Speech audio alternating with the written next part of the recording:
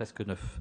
Question de M. François Vanson à Mme la ministre de l'Artisanat, du Commerce et du Tourisme sur la situation des artisans dans le secteur du bâtiment. Oui, Monsieur le Président, Madame la Ministre, mes chers collègues, ma question s'adresse à Madame la Ministre de l'Artisanat et du Commerce et porte sur la situation devenue très préoccupante du secteur de l'artisanat, du bâtiment et des travaux publics, en particulier dans le département des Vosges. Je tiens à associer à cette question mes collègues Gérard Cherpion et Michel Heinrich. Madame la Ministre, les représentants des fédérations de professionnels vosgiens du secteur du BTP, tels que la CAPEB ou BTP 88, nous ont récemment fait part de leurs inquiétudes et de leurs exaspérations face aux injustices dont ils se sentent victimes. Au-delà du contexte général de crise qui crée une réelle crispation, les récentes orientations fiscales dont le gouvernement fut à l'initiative ont accéléré la dégradation de la situation. La perspective d'un taux intermédiaire de TVA qui passera de 7 à 10% en 2014, le crédit d'impôt compétitivité emploi qui ne s'applique pas aux travailleurs indépendants, excluant ainsi plus de 200 000 artisans du dispositif, ou encore l'augmentation des charges pesant sur les entreprises décidées dans le cadre du budget 2013, sont autant de mesures qui pèsent sur la santé économique de ce secteur d'activité. Par ailleurs, il importe de faire évoluer le régime de l'auto-entrepreneur en tenant compte de la spécificité de ce secteur. Le gouvernement avait annoncé qu'un rapport serait rendu sur ce sujet fin février. Où en est-on ? En toile de fond, l'exaspération des artisans, du bâtiment et des TP est d'autant plus forte que l'absence de contrôle par l'administration des chantiers fait la part belle au travail clandestin et aux entreprises ne respectant pas la législation française et européenne, qui ne sont rarement, voire jamais, contrôlés. Face à cet état des lieux peu réjouissant, il importe, Madame la Ministre, de prendre rapidement un certain nombre de mesures visant à préserver ce secteur d'activité vital qui contribue de manière importante à la croissance et au maintien du niveau d'emploi dans notre pays. Pour ce faire, des mesures doivent être prises rapidement pour améliorer la compétitivité de ces entreprises, en allégeant notamment les charges qui pèsent sur elles. Il importe également que le gouvernement annonce rapidement des mesures pour donner les moyens au secteur du bâtiment d'atteindre l'objectif que vous vous êtes fixé de rénover plus de 500 000 logements par an et d'en construire le même nombre. Aussi, Madame la Ministre, je vous remercie de nous préciser les intentions du gouvernement en la matière, qui, j'espère, seront de nature à répondre aux inquiétudes des professionnels de ce secteur. Merci, Monsieur Vanson. Madame la Ministre. Merci, Monsieur le Président. Monsieur le député, vous m'interrogez sur les inquiétudes des artisans du bâtiment. Je voulais vous préciser un certain nombre de mesures que le gouvernement a annoncées. S'agissant du plan du pacte pour l'artisanat que j'ai présenté le 23 janvier dernier, nous avons créé un groupe de travail interministériel avec plusieurs ministres pour répondre justement à l'ensemble des sujets que vous venez d'évoquer. S'agissant du taux de TVA, je vous rappelle que l'augmentation prévue pour le 1er janvier 2004 est évaluée à 1,8 milliard d'euros, alors que ce secteur, le secteur de l'artisanat du bâtiment, bénéficiera du crédit d'impôt compétitivité emploi pour 2 milliards d'euros. Globalement, le secteur est gagnant. Ce crédit d'impôt a été mis en place pour baisser le coût du travail, pour aider ces entreprises à investir, pour créer de l'emploi.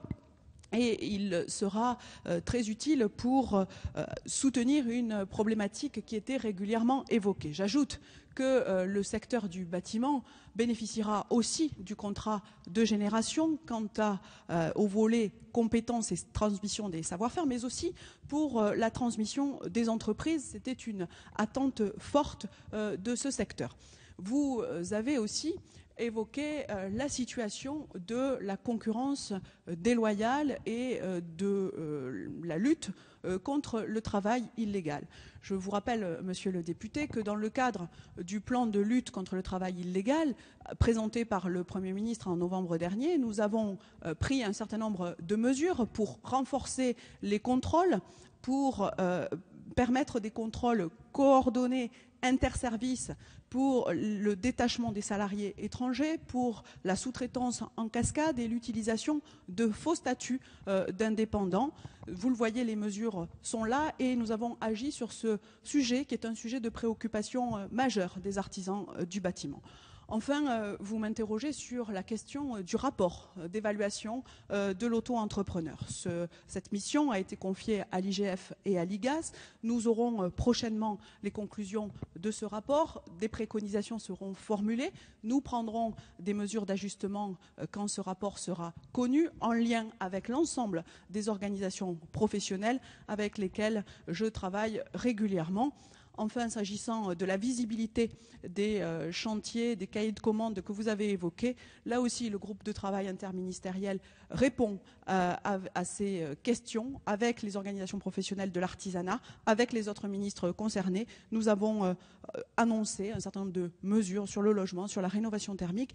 Et vous le voyez, nous travaillons de manière étroite avec l'ensemble des professionnels, l'ensemble des organisations professionnelles, parce que l'ambition que nous avons, c'est d'accompagner, de développer les entreprises artisanales sur l'ensemble de notre territoire. Vous connaissez, monsieur le député, le poids de ce secteur dans votre département, et c'est le cas dans tous les territoires. C'est une chance pour la France d'avoir des artisans mobilisés, volontaires, qui ont envie d'accompagner le gouvernement dans ses choix et de développer leurs entreprises. Merci Madame la Ministre. Monsieur Manson. Oui, très rapidement, Madame la Ministre, je vous remercie pour votre réponse. Ceci dit, deux remarques. Nous sommes dans le déclaratif, donc nous allons suivre évidemment de très près, je dirais, le résultat de vos travaux et les mesures concrètes que vous allez donc annoncer pour ce secteur d'activité. Nous serons donc très vigilants.